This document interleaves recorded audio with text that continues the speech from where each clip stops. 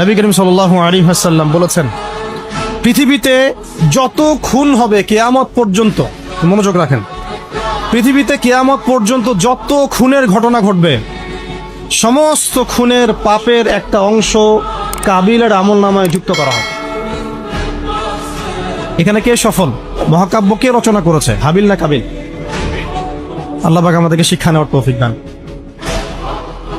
নূহ আলাইহিস সালামের যুগে নূহ আলাইহিস সালামের একজন সন্তান, সে ঈমান নিয়ে আসে নাই। বাবা তাকে ডাকছেন, আল্লাহর গজব চলে আসবে, তুমি তাড়াতাড়ি নৌকায় উঠো। সে বলছে যে আমি নৌকায় উঠবো না, আমি ওই পাহাড়ের উপর উঠে যাব। ইয়াসিমুনি মিনাল মা, পাহাড় আমাকে পানি থেকে বাঁচাবে।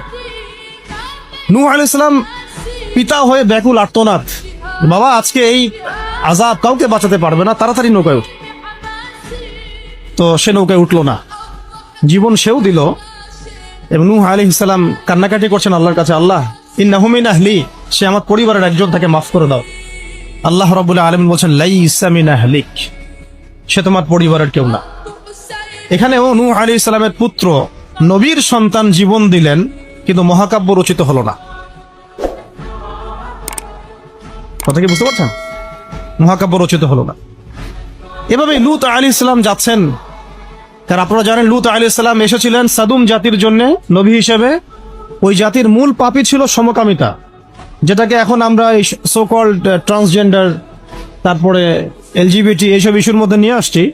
আর এটা পশ্চিমাদের একটা বড় এজেন্ডা, বাংলাদেশে এটাকে বাস্তবায়ন করা। এই জন্য তারা পশ্চিমার কিছু সেবা দাসকে তাদের মাথার উপরে নিয়েছে এটাকে বাস্তবায়ন করার জন্য। এবং যত সুদী এনজিও আছে এদের একটা বড় অংশ এর সাথে সম্পৃক্ত। কয়দিন পরে যদি দেখা যায় যে ক্লাসরুমের মধ্যে আপনারা বসে আছেন, ডানে বামে এলজিবিটি লোকজন বসে আছে, অবাক হওয়ার কিছু নাই। ওইদিকেই জাতিকে নিয়ে যাওয়ার চেষ্টা তারা করছে, কিন্তু ইনশাআল্লাহ আমরা সেটা হতে দিব না। আমরা সেই লূত আলাইহিস সালামের যুগে আল্লাহর পক্ষ থেকে যে শাস্তি আসছে, ওই শাস্তিকে আমরা আসতে দিব না ইনশাআল্লাহ। তোমরা ওই শাস্তি আনার ব্যবস্থা করবা, এই জাতিকে সমূলে ডোবানোর ব্যবস্থা করবা, এটা আমরা হতে দিব না। লূত আলাইহিস সালাম দাওয়াতের কাজ করেই যাচ্ছেন, তাদের কওম সেটা শুনছে না। মূল পাপ ছিল তাদের সমকামিতা, হোমোসেক্সুয়ালিটি। আল্লাহ পাক এমন ভাবে তাদেরকে ধ্বংস করেছেন যেভাবে অন্য কোনো কওমকে করেন নাই। আসমান থেকে ফেরেশতা পাঠিয়ে, জর্ডানে দেখবেন ডেড সি, মৃত সাগর, ওই জায়গাটা আছে এখনো, ওখানে সাদুম গোত্র বাস করত।